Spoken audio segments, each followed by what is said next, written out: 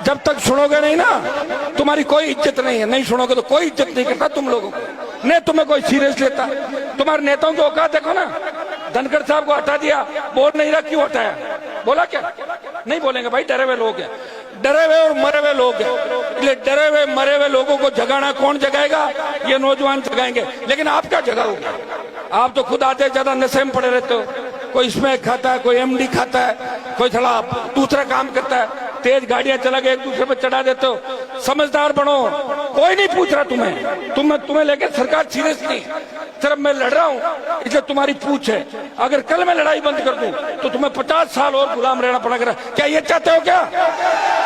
तो चुपचाप छोड़ो मेरी बातें, बकवास मत करो बीच में। शर्म आती नहीं तुम लोगों को? क्या वजह? कोई नारों से कोई सरकार बदली है क्या? वोट डालना सीखो, इंतजार करना सीखो और अपने नेताओं का सम्मान करना सीखो। जिस तरह घूम रहे हो, धक्के मार रहे हो, क्या कभी नेता नहीं देखा क्या? ये हेलीकॉप्टर नहीं देखा तुमने? नहीं देखा ना? हाँ तो बोलो देखा है। पहले भी लाया था और लाऊंगा। चाहे उधार लेके जमीनें बेचनी पड़ जाए, तुम्हारा सम्मान बढ़ाऊंगा।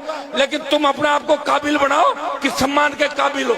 जिनके लड़ता हूँ वही मर जाता है, जिसको लाता हूँ वो बिक जाता है, जिसको मनाता हूँ नेता वो बिक जाता है, वो भाग जाता है, वो जाता है और कांग्रेस बीजेपी में जाके उनके पैर छूते जाके।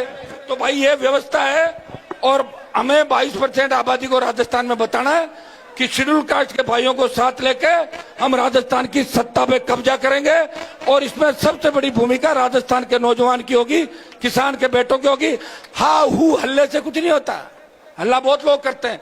ये तो अगर देश की राजधानी मुंबई होती तो जाट समाज को कोई नहीं पूछता, मराठे पीटते तुम्हें वहां पे मुंबई में, पता पटक के।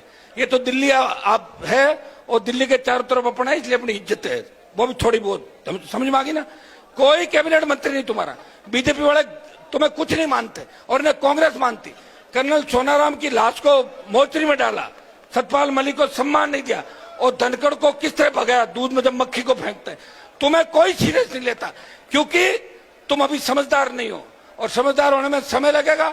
मैं भी 28 तक ही लड़ूंगा। 28 के बाद अगर तुमने सफलता नहीं दी तो मैं भी दूसरे रंग में रहूंगा। मेरी जिंदगी खराब करने के लिए पैदा नहीं हुआ, मेरी जिंदगी खराब कर दूं और तुम्हें तैयार करूं और तुम दूसरे दलों के अंदर भाग जाओ। मैं धंधा नहीं कर रहा हूं। आज तेजाजी महाराज का सुरचुरा का कार्यक्रम है, यहाँ बलिदान था, इसलिए मैं आपके बीच आया।